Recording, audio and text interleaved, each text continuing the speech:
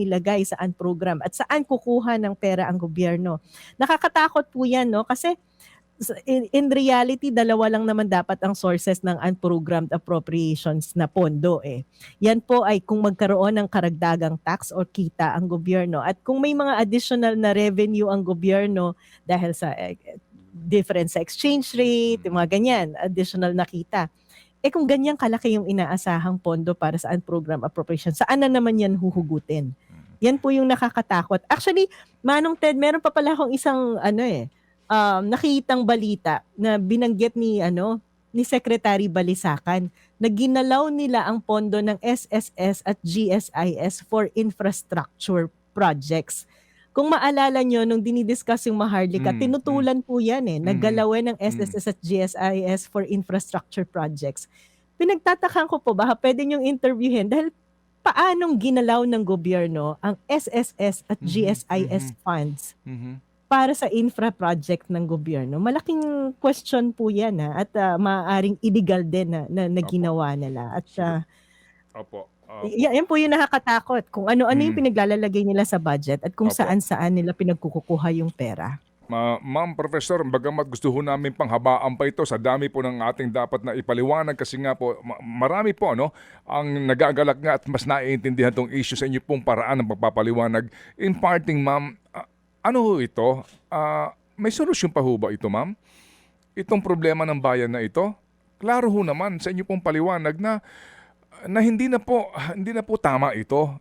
Hindi lang po ito disappointing. Talaga po nakakagalit. Hindi tayo makahanap po ng eksaktong salita to describe kung ano pong ating nararamdaman ngayon. Anong solusyon dito?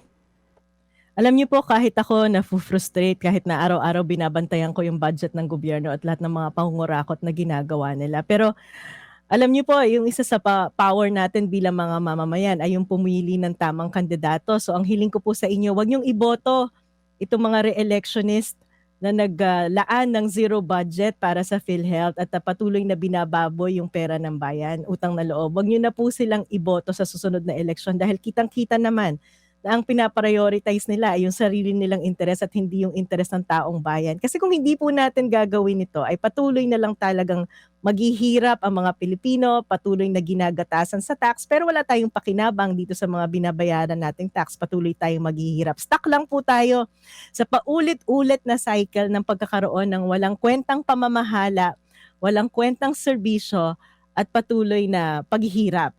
Kaya nga po, ito lahat ng pamamaraan ginagawa natin. Punta tayo sa Supreme Court, magkakaso tayo, babantayan natin, nag-iingay tayo, dinidiscuss natin to para maunawaan ng taong bayan.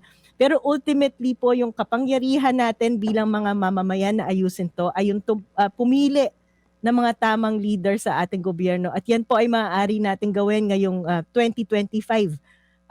Nakikita po natin siguro nabibigyan tayo ng ilang ayuda, ilang tulong, pero alalahanin niyo po, pera po natin yan, pera po nating mga mamamayan yan, wala po tayong dapat tinatanaw na utang na loob. At kung maayos ang pagpapatakbo ng gobyerno, hindi nyo na kailangan magmakaawa para makakuha ng tulong. At baka mas malaki pa dapat na tulong ang nakukuha natin sa gobyerno at hindi yung mga kusing-kusing na ibinibigay sa atin ng mga politiko ngayon.